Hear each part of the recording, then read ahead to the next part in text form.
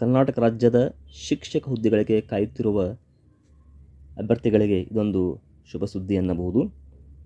ಕರ್ನಾಟಕ ಸರ್ಕಾರವು 5,500 ಪ್ರಾಥಮಿಕ ಶಾಲಾ ಶಿಕ್ಷಕರನ್ನು ನೇಮಕ ಮಾಡಿಕೊಳ್ಳಲು ಸಿದ್ಧತೆಯನ್ನು ಮಾಡಿಕೊಳ್ಳುತ್ತಿದೆ. ಕಲಬುರಗಿಯಿಂದ ಬಂದಿರತಕ್ಕಂಥ ಒಂದು ವಿಷಯ ಪ್ರಕಟಣೆ.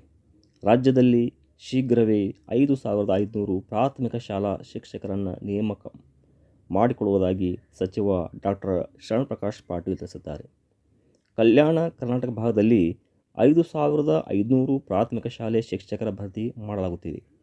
ಇದಾದ ಬಳಿಕ ಮತ್ತೆ 5,000 ಶಿಕ್ಷಕರನ್ನು ಭರ್ತಿ ಮಾಡಲಾಗುವುದು ಎಂದು ಅವರು ಮಾಹಿತಿಯನ್ನು ನೀಡಿದ್ದಾರೆ.